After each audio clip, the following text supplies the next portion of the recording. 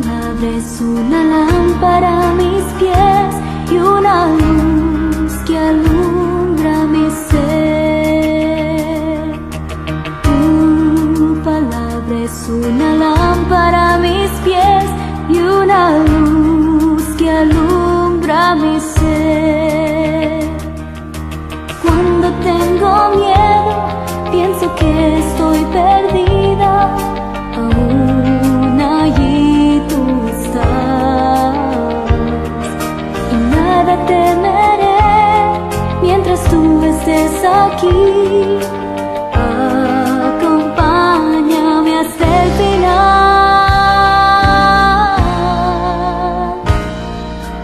Tu palabra es una lámpara a mis pies y una luz que alumbra mi ser. Tu palabra es una lámpara a mis pies y una luz que alumbra mi ser. A pesar de tu amor, a veces tengo dudas. Te ruego, Jesús, sé mi guía. A tu lado quiero andar y amarte hasta el fin. Por favor, perdóname.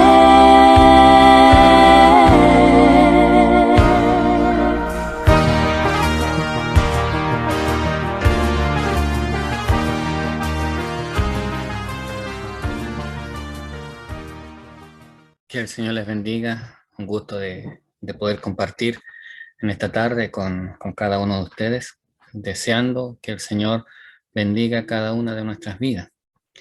Vamos a comenzar con este tiempo de meditación y estudio de la palabra del Señor, y voy a rogar que podamos inclinar nuestros rostros un momento y tener un tiempo de oración al Señor. Padre, en el nombre de su Hijo amado Jesucristo, vamos ante su presencia para alabar, para bendecir, para glorificar su nombre, rogándole, Padre, que usted nos bendiga a través de su palabra, que usted, Señor, obre a través de esta su palabra en nuestras vidas, que su Espíritu Santo traiga, Padre, Señor, claridad, para que podamos, Señor, entender lo que su palabra quiere enseñarnos, quiere decirnos, Padre.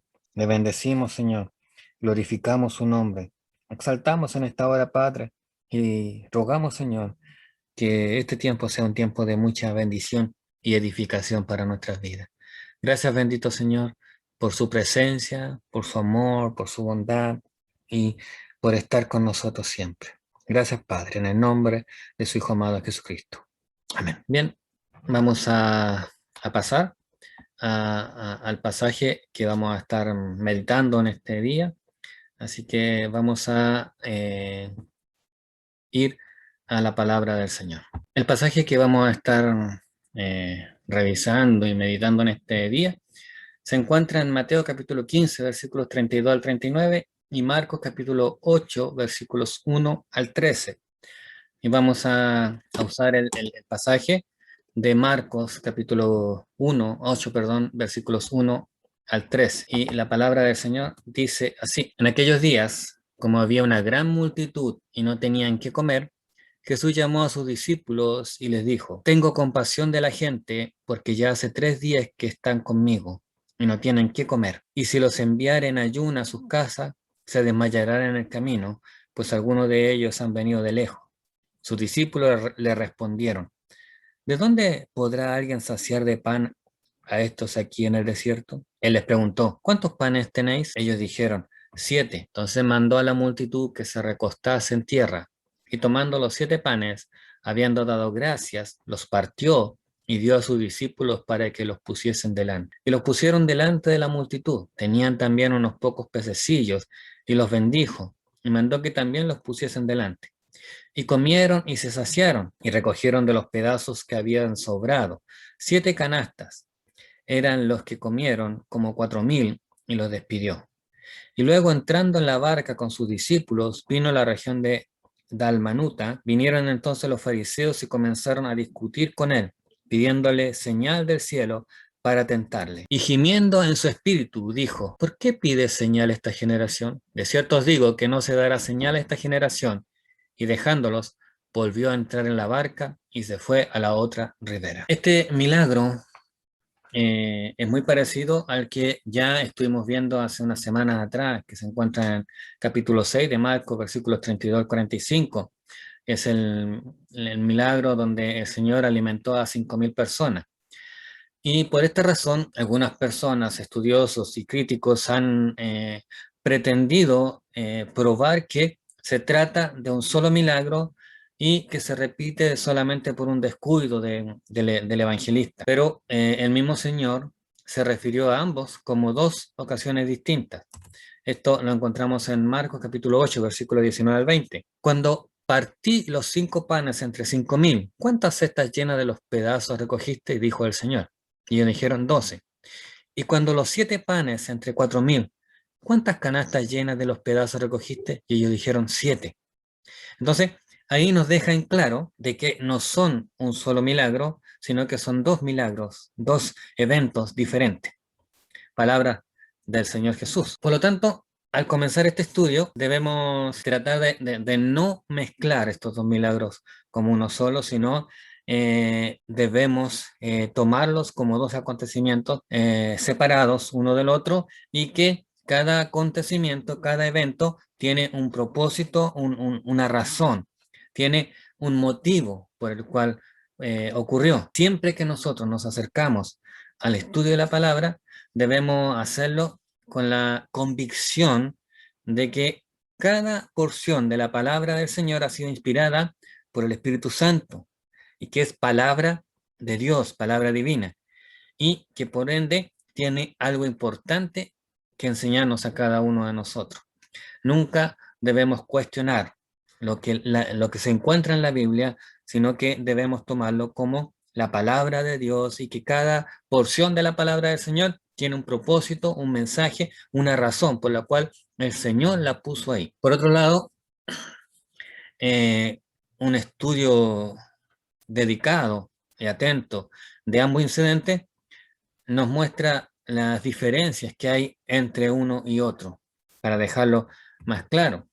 En primer lugar, el primer milagro fue obrado inmediatamente después de que los 12 regresaron de la misión que se les había encomendado cuando el Señor los envió a predicar de dos en dos. Mientras que este tuvo lugar durante la gira del Señor con sus discípulos por la región de Decápolis. Recordemos que el Señor había salido con sus discípulos fuera de los límites de Israel y había estado entre el pueblo gentil.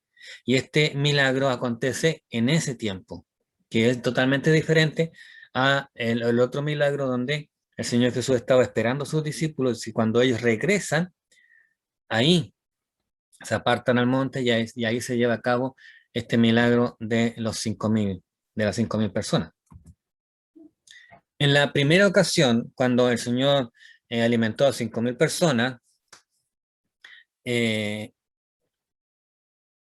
la multitud había estado con Jesús un día, mientras que en esta oportunidad dice el Señor que habían estado con él 3 días.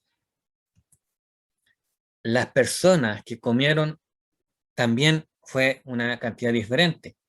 En el primer evento que ya vimos hace una semana atrás, fueron 5.000 personas, y en este milagro que estamos viendo hoy día son solo 4.000.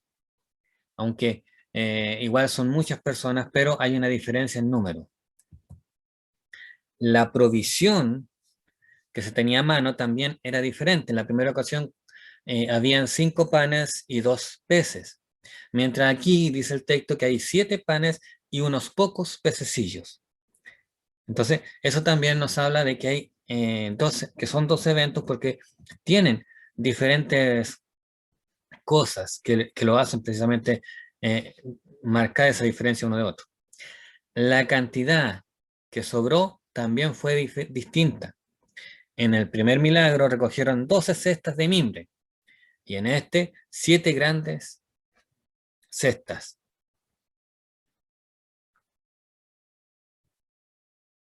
Después del primer milagro, el Señor mandó a los discípulos que subieran a la barca y emprendieran el viaje de regreso solos, mientras que aquí el Señor va con ellos a Dalmanuta. Pero aunque las diferencias son numerosas, lo cierto es que ambos milagros consistieron básicamente en lo mismo: multiplicar panes y peces para dar de comer a una gran multitud. La pregunta que nos surge entonces: ¿por qué razón el evangelista recoge dos milagros tan parecidos?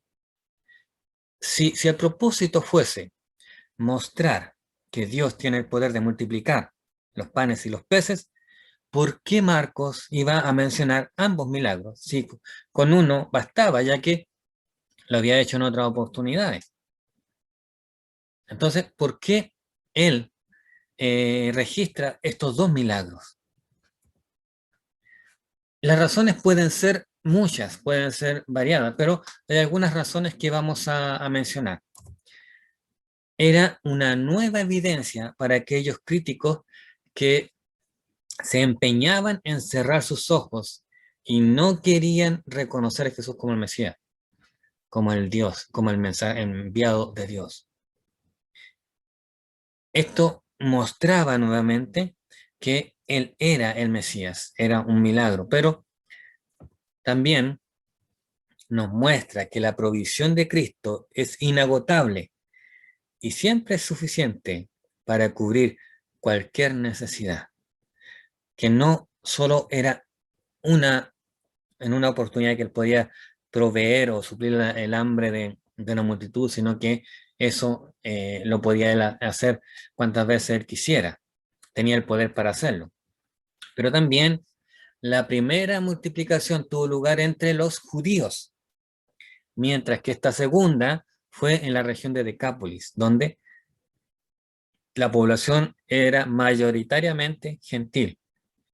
Ahora, eso tiene una gran importancia. ¿Por qué? Esto se compara un poco a lo que pasó en el libro de los Hechos, en del capítulo 10 en adelante, cuando el apóstol Pedro visita a la familia de Cornelio y dice que iban algunas personas con él, y cuando Pedro oró por los que estaban ahí en esa casa, el Espíritu Santo vino sobre ellos y fueron bautizados por el Espíritu Santo y hablaron en lengua. Y los que estaban con Pedro, vieron que también sobre los gentiles se derramaba el don del Espíritu Santo.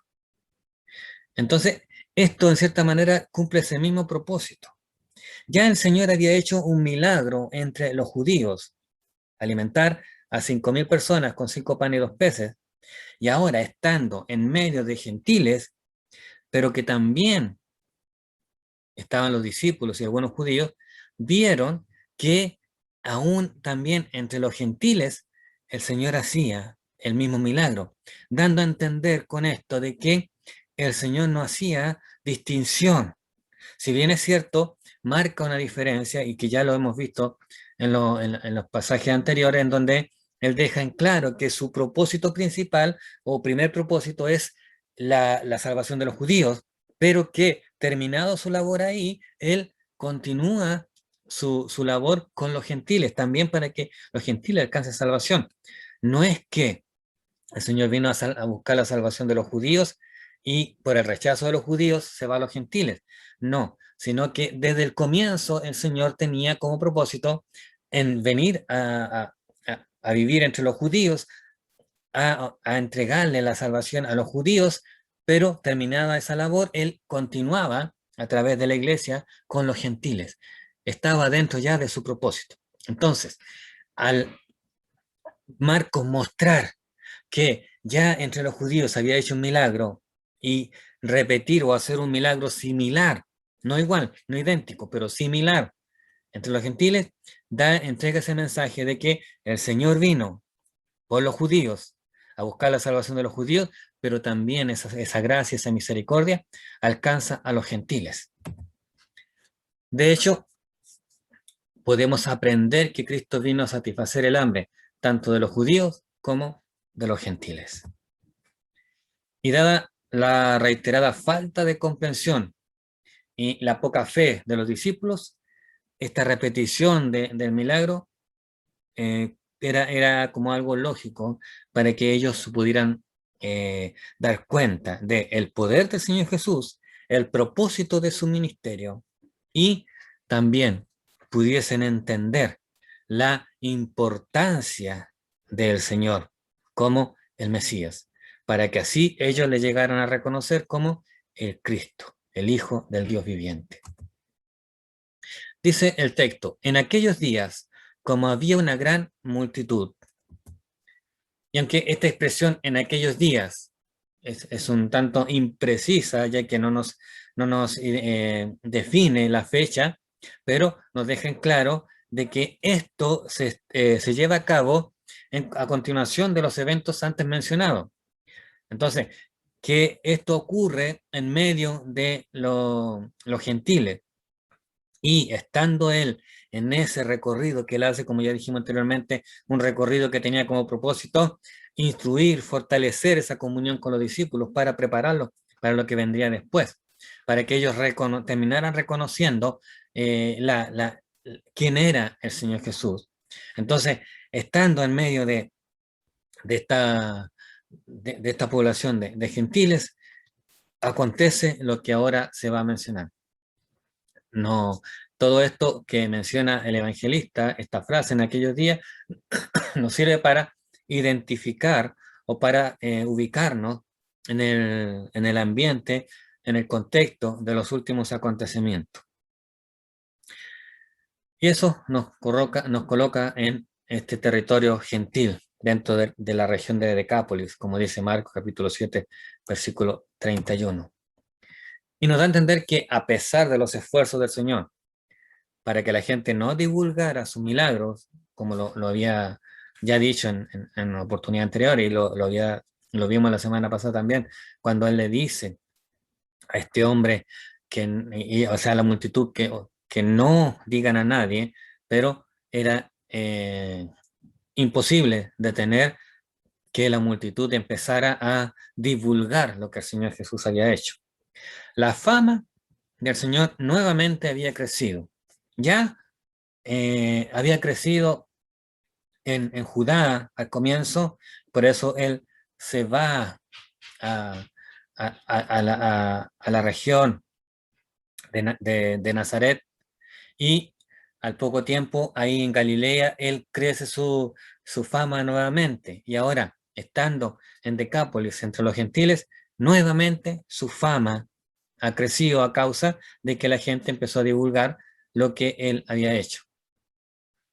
Esto se ve confirmado aún más porque, como Jesús señaló, algunos habían venido de lejos. Marcos 8:3, el versículo 3 nos deja en claro de que venían de lejos. Eso quiere decir que escucharon que el Señor estaba ahí y vinieron de diferentes lugares que estaban alejados de ese lugar específico. Tal era la admiración que sentían por Jesús, que la multitud le seguía, aún sin tomar en cuenta que no comían y que estaban en un lugar donde no podían volver rápidamente. Ellos estaban en el desierto. Y qué interesante es eso, si lo meditamos. Ellos caminaron con el Señor Jesús durante 3 días, sabiendo o no percatándose quizás, o no tomando en cuenta que la comida se les había acabado y que no estaban en un lugar donde podían regresar rápidamente a un lugar donde pudieran conseguir comida. Era tal la atracción por el Señor que todo lo demás desapareció, aún la necesidad más básica, que es el alimento. Ellos anduvieron detrás del Señor Jesús sin importar cuánto habían caminado. Estaban en un lugar en donde para poder regresar a cualquier lugar tenían que caminar mucho. Estaban a 3 días de distancia de quizás de los lugares donde ellos podían comer comida o quizás un poco menos, pero igual era lejos. Entonces necesitaban alimento para volver a, a algún lugar para conseguir comida. Entonces eso nos lleva a meditar en cuál tal la atracción, la admiración que había hacia la persona del Señor Jesús, que les hizo olvidarse de todo lo que estaba a su alrededor.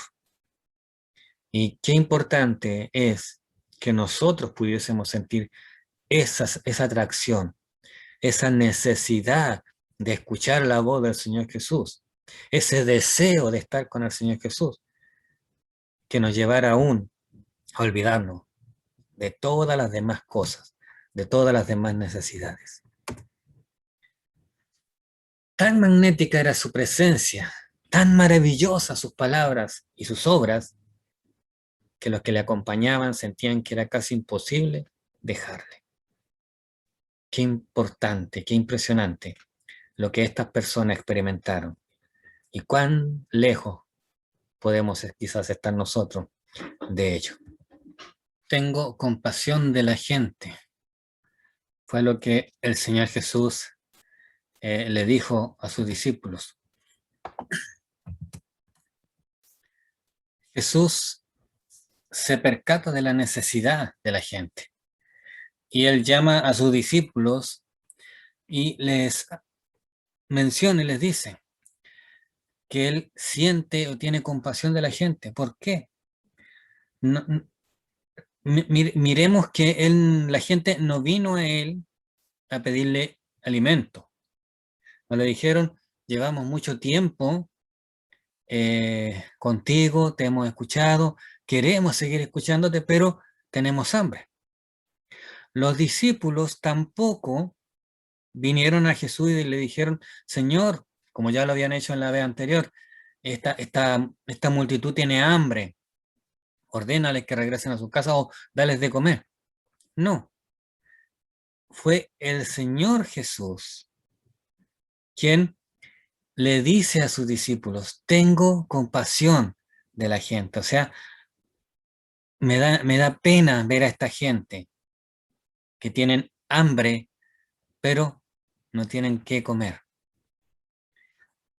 Con esto, el Señor les quería enseñar a sus discípulos que el verdadero siervo de Dios debe ser capaz de ver la necesidad de las personas y preocuparse por ellas con un corazón tierno.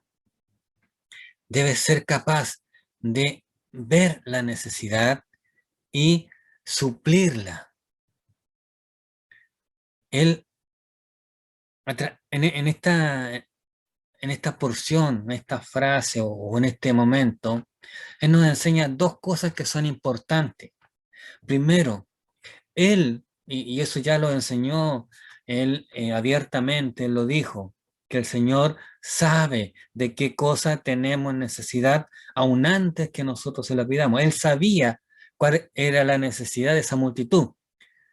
Y por lo tanto no era necesario que alguien viniera a decirle, ellos tienen hambre o darle de comer. O la misma gente decir, tenemos hambre, por favor danos de comer. No, él conocía y sabía la necesidad de ellos.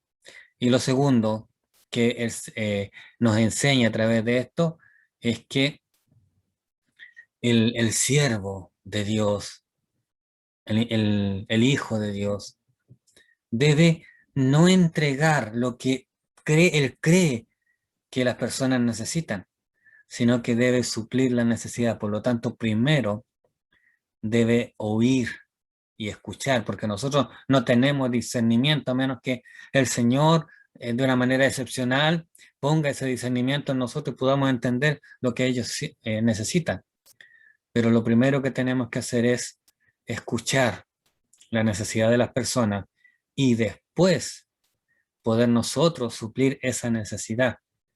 Muchas veces como cristianos nos conformamos a entregar un mensaje sin pensar o meditar si la persona a la cual se la estamos entregando lo necesita. ¿Es eso lo que necesita o necesita otra cosa? Al mismo tiempo, el Señor les estaba dando a los discípulos una segunda oportunidad. Recordemos que ya en la primera oportunidad ellos fallaron, ya que no fueron capaces de ellos ver la forma de suplir la necesidad, sino que su solución era simplemente que la gente se fuera. Entonces, acá vemos que el Señor, estando con ellos, les da esta segunda oportunidad para que ellos, en base ya a la experiencia que habían tenido en la vez anterior, pudiesen reaccionar de una mejor manera. Pero nuevamente los discípulos fallaron y más que reaccionar de una manera diferente, tuvieron una reacción muy similar a la anterior. El Señor vuelve a repetir esta lección para ellos. Y es básicamente lo que podemos ver. Recordemos que ya lo dijimos anteriormente, el Señor se apartó con sus discípulos en esta región de Decápolis, precisamente para estar más cerca con sus discípulos, para tener un tiempo más, más en comunión con ellos y así poder transmitirle una enseñanza más personalizada a ellos. Y en esta oportunidad, Él nuevamente está reafirmando esta enseñanza. Lo que el Señor quiere es enseñarle a los discípulos las cosas básicas, lo que muchas veces nosotros consideramos que ya es básico, que no debiésemos estarla pasando, pero el Señor la vuelve a repetir hasta que nosotros la podamos entender bien, la podamos aprender bien. A veces solo mencionamos enseñanzas, pero no quiere decir que el conocerla signifique que la hemos aprendido. Hay ciertas cuestiones básicas que nosotros tenemos que aprender bien antes de continuar con otras nuevas. Y el Señor se encarga una y otra vez de llevarnos a situaciones similares hasta que nosotros podamos actuar, responder de la manera adecuada. Y de esa manera Él quiere mostrarnos que las enseñanzas son todas importantes y debemos aprenderlas bien. Pero el Señor siempre nos va a dar oportunidades para que podamos aprender lo que Él quiere que aprendamos. Una de estas cosas que los discípulos no habían logrado entender adecuadamente en la vez anterior era que ellos tenían una gran responsabilidad ante la multitud, que ellos no solo iban a tener que predicar, sino que también tenían que asumir la responsabilidad de suplir la necesidad de la multitud. Y para ellos debían tener un corazón compasivo, y que en este momento, hasta este momento, ellos no habían experimentado esa compasión, ese corazón compasivo con la multitud. ¿De dónde podrá alguien saciar de pan a estos aquí en el desierto?, dijeron los discípulos. Y nos extraña oír a los discípulos decir esto, ya que no había pasado mucho tiempo desde que el Señor ya había suplido el hambre y la necesidad de una gran multitud de 5.000 personas.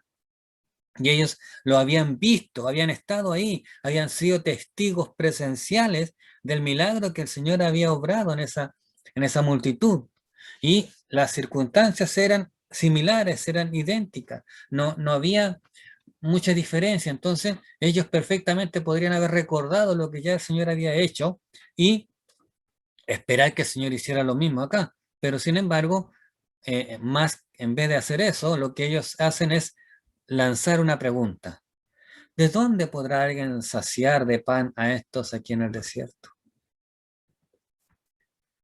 Era más que razonable que ellos mismos se sintieran impotentes para alimentar a 4.000 personas, mucho más en un desierto.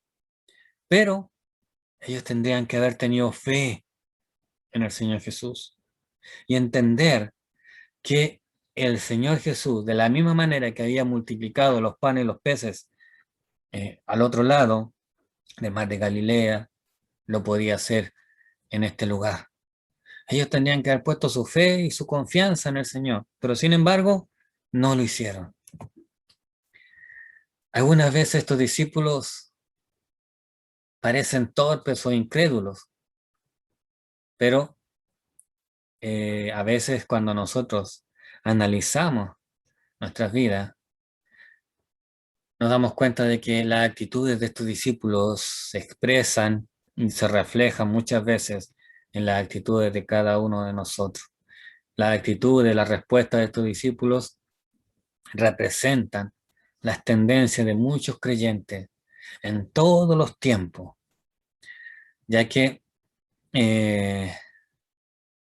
cada vez que enfrentamos problemas, enfrentamos dificultades que están fuera de nuestro alcance, fuera de nuestra fuerza, nos centramos en esa incapacidad e imposibilidad que nosotros tenemos, pero nos olvidamos del poder que Dios tiene, de lo que Dios ha hecho, de los milagros que el Señor ha hecho y que nos dan testimonio de lo que el Señor puede hacer. Y muchas veces nos encerramos, nos centramos solamente en lo que no podemos hacer nosotros y no pensamos en lo que el Señor puede hacer. ¿Cuántos panes tenéis? Les pregunta el Señor. Sin duda, el Señor sabía lo que ellos tenían. Pero Él quería hacerles ver la limitación de su fuerza, pero también hacerles ver que era necesario que ellos hicieran parte de este milagro. Ellos tenían que presentar lo que tenían. Ellos tenían que reconocer que había algo que ellos podían presentar y que ellos tenían que hacerlo.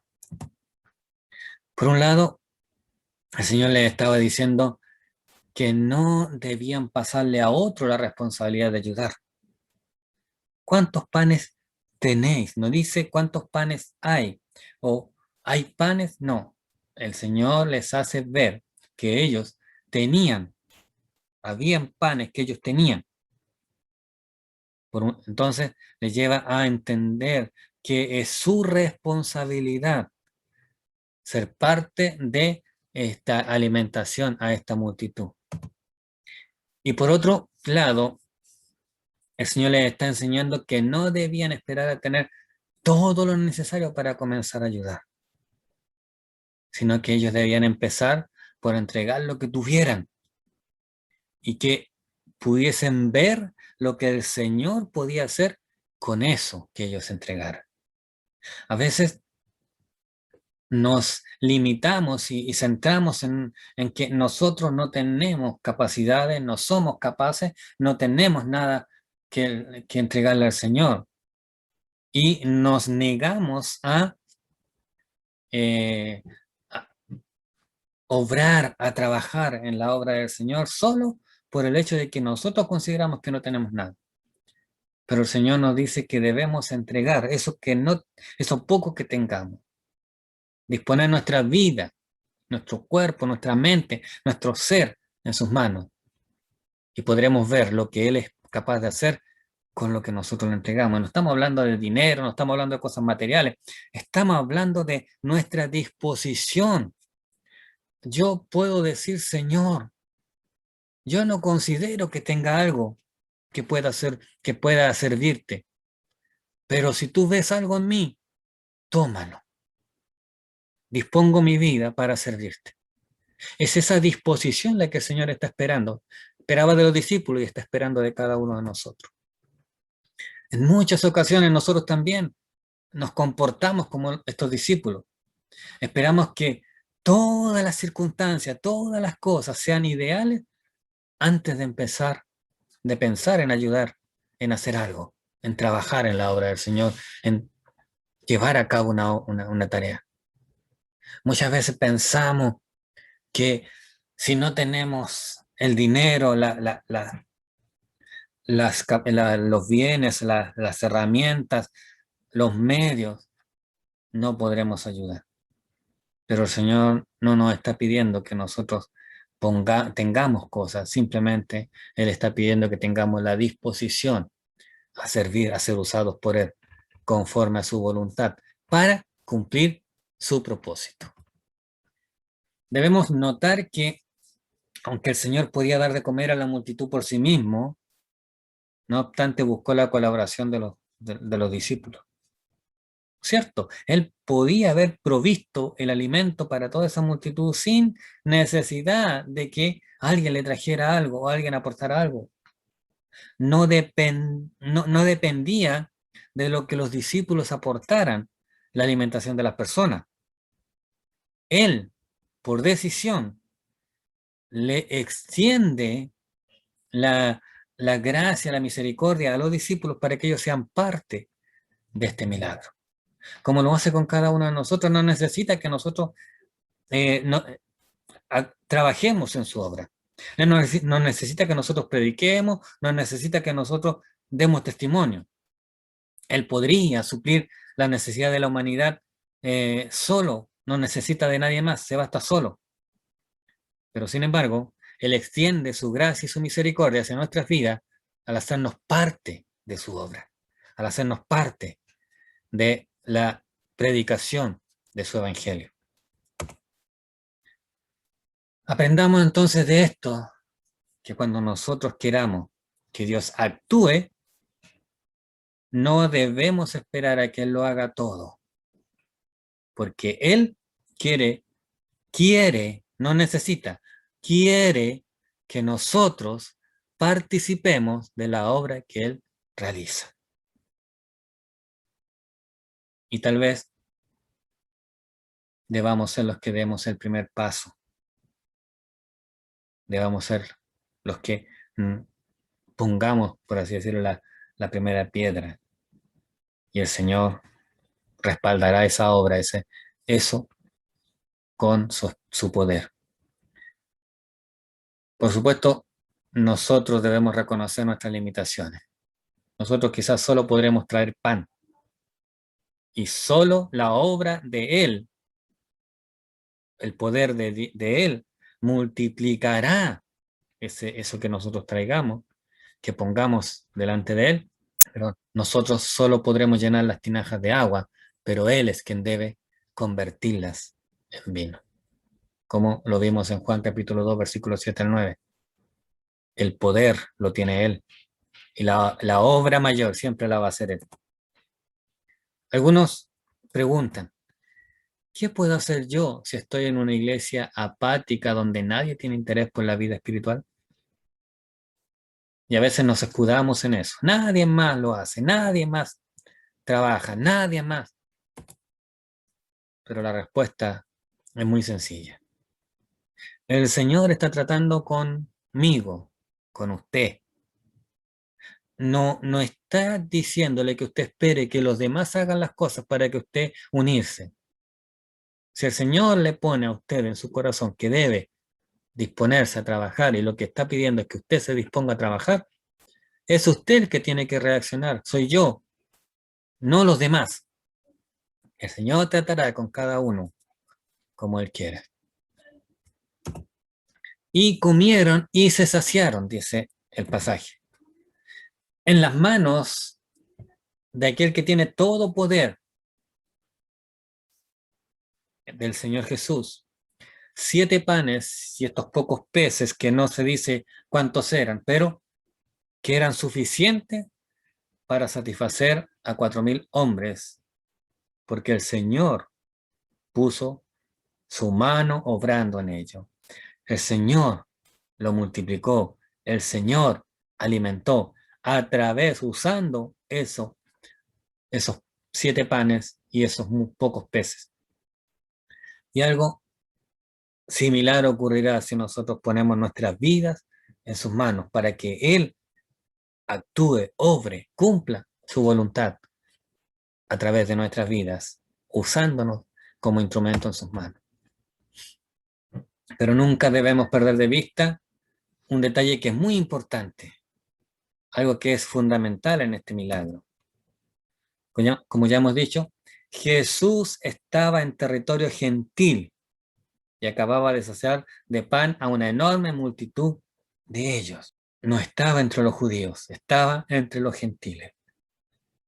Por lo tanto, no debemos olvidar que el Señor no tiene preferidos. Para Él, todos son iguales.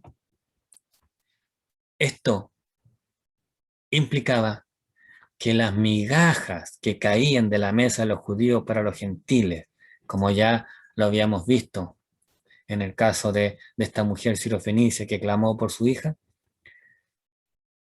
estas migajas son una porción generosa en las manos del Señor.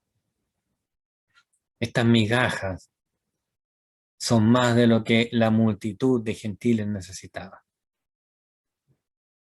El poder del Señor no tiene límite y no se reduce a circunstancias o situaciones. Y las migajas del Señor son más que suficientes para un pueblo, para una multitud. Vinieron entonces los fariseos y comenzaron a discutir con él. Después de que el Señor ha hecho este milagro, Jesús dice el pasaje que se fue con sus discípulos a la región de Dalmanuta. Esto se desconoce la ubicación exacta de este lugar. No se sabe dónde está, a qué se refiere este lugar. Pero se menciona en este pasaje que él se dirige a ese lugar.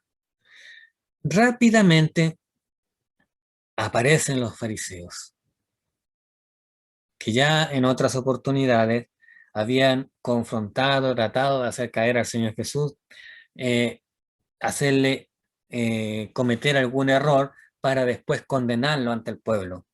Y así acabar con esa popularidad que el Señor tenía. Entonces, Marco nos dice que comenzaron a discutir con él y buscaban la forma de tentarle. Ahora, no deja de extrañarnos su actitud. ¿Por qué?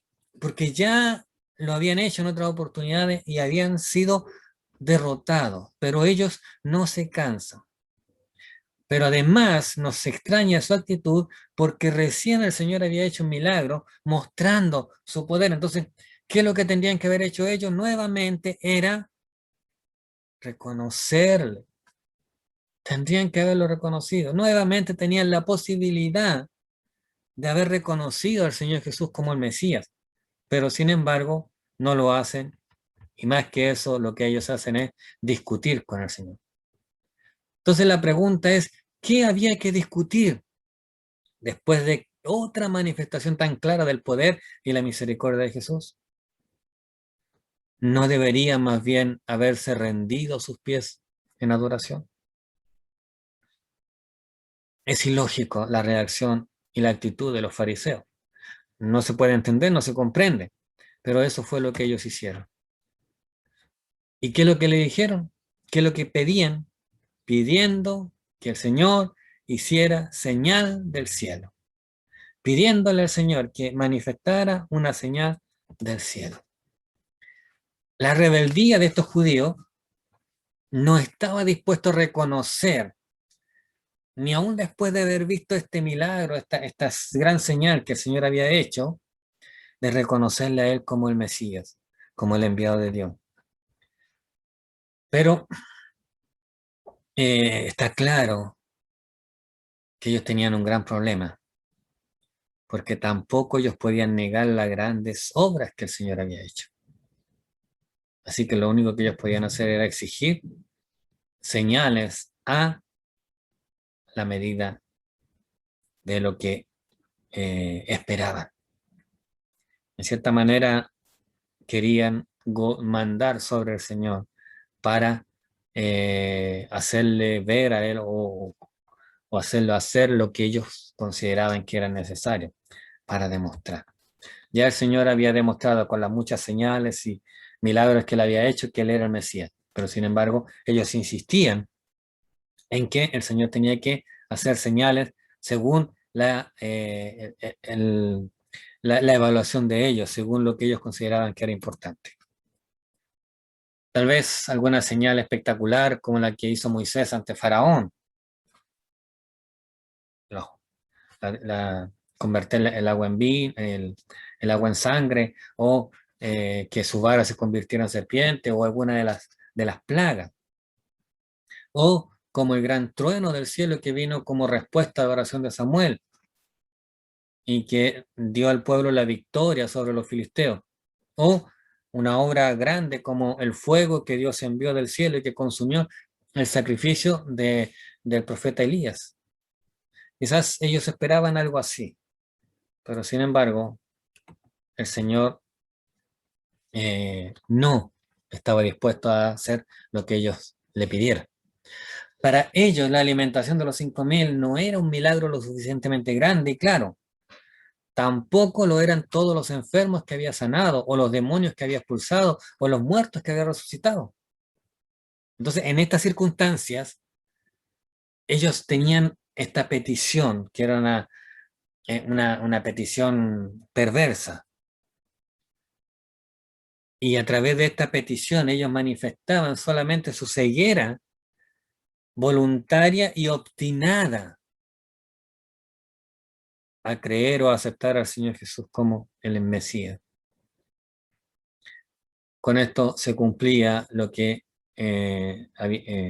dice el dicho popular: no hay peor ciego que el que no quiere ver. Ya ellos tenían las evidencias necesarias para creer en el Señor Jesús, pero sin embargo seguían no queriendo creer en Él.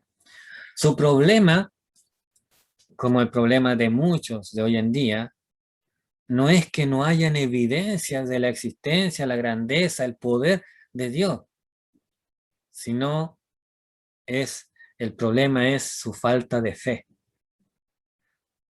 Por muchas señales que el Señor hiciera, estos hombres no iban a creer en Él. Por muchas señales que el Señor haga, la humanidad, los hombres no van a creer en el Señor Jesús. Porque sencillamente no quieren y no querían creer. Ellos no querían creer y hoy en día el ser humano no quiere creer. Eran como el faraón, que ante cada nueva señal que Dios hacía por medio de Moisés, el corazón de él se endurecía cada vez más. Finalmente el Señor dijo que eran unos hipócritas, porque sabían discernir el aspecto del cielo, pero no las señales del tiempo. Eran una generación mala y adúltera, como lo dice Mateo capítulo 16, versículos 3 y 4. Y gimiendo en su espíritu, dice el pasaje. Y acá podemos ver lo grave de la situación. El Señor tiene una reacción humana. Él se conmovió en lo más hondo de sí. Sin duda, Él se lamentaba de la ruina que estos hombres estaban acarreando su propia alma. Porque aunque eran enemigos declarados de Jesús, Él no podía contemplar sin dolor cómo se endurecían en su incredulidad. Él no podía dejar pasar que estos hombres estaban cavando su propia tumba, como por así decirlo. Por decisión propia estaban perdiendo la salvación, porque ellos no querían aceptar las evidencias que Dios estaba mostrando de que el Señor Jesús era el Mesías. Esta también es una lección importante para todos nosotros. Muchas veces nosotros dejamos pasar a las personas y no queremos extender el Evangelio o la mano simplemente porque las consideramos nuestros enemigos, las consideramos personas que no merecen la gracia del Señor.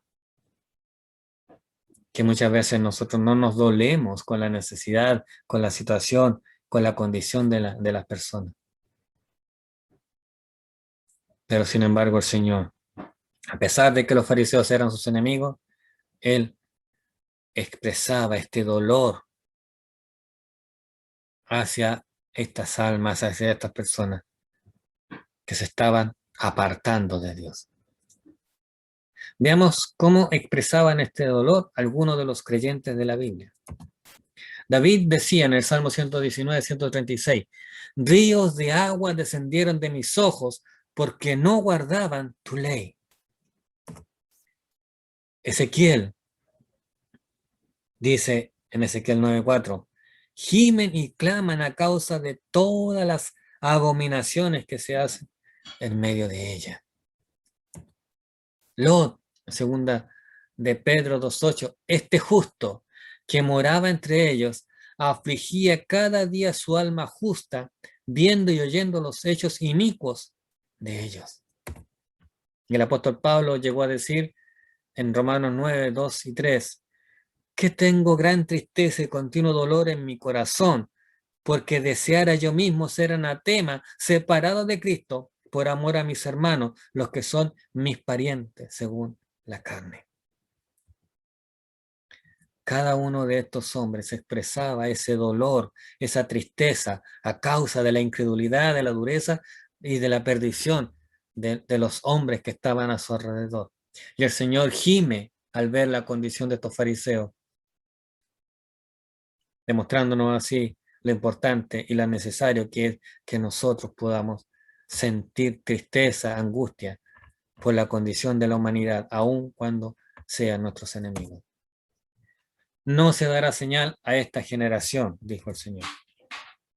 Después de haber gemido, Jesús declaró de forma muy solemne que no se le daría señal que ellos pedían.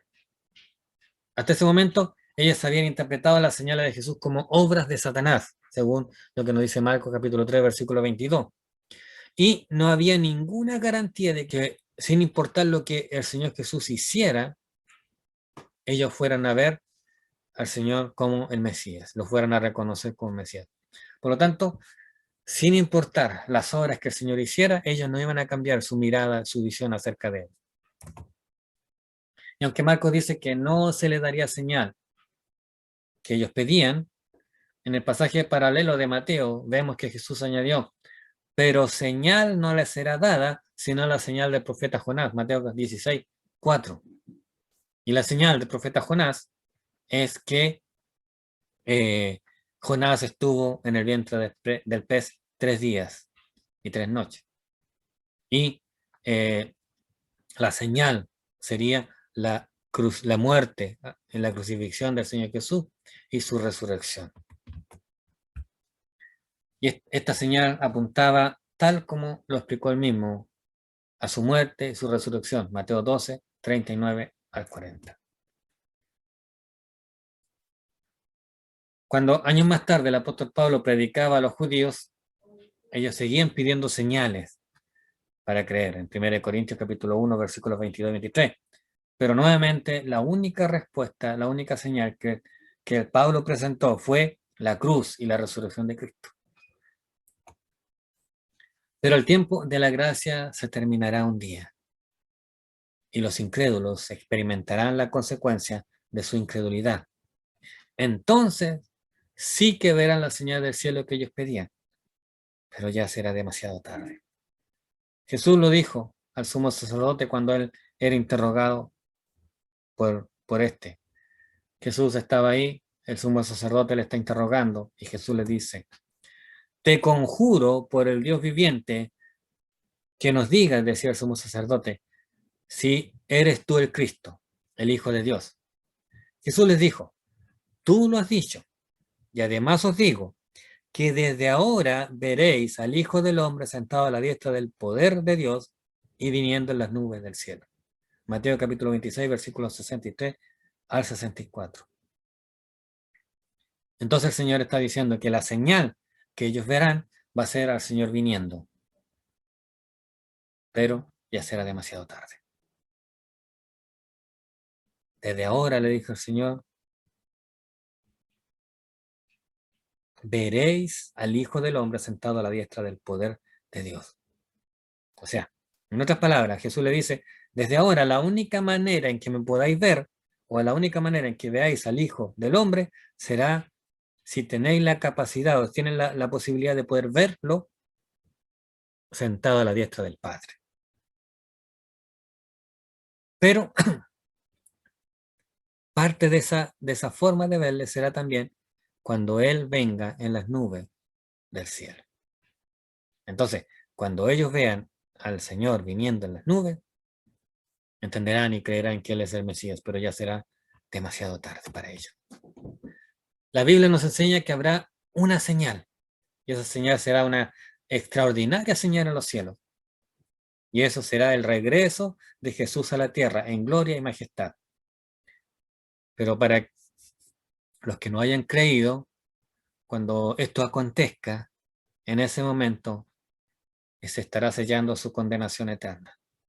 Ya será demasiado tarde y no tendrán posibilidad alguna de alcanzar la gracia. Y dejándolo, se fue. Habían rechazado su última oportunidad de ser salvos y el Señor les volvió la espalda para marcharse del medio de ellos. Esta es una verdad que hay que recordar. Hay límites a las oportunidades que se presentan a los hombres para aceptar la gracia divina. Dios dijo antes del diluvio, no contenderá mi espíritu con el hombre para siempre. Hay un límite, hay un momento, no es para siempre, hay un límite, hay un momento en donde se termina la oportunidad y después de eso ya no hay oportunidad, ya sea la muerte o cuando el Señor venga. El pueblo de Israel en sus viajes por el desierto pudo ver todas las obras de Dios, sin embargo, provocaron a Dios y le tentaron, como nos dice el Salmo 95, versículo 8 al 11. Esa fue la razón por la que toda aquella generación incrédula quedó tendida en las arenas del desierto, no pudiendo entrar a la tierra prometida.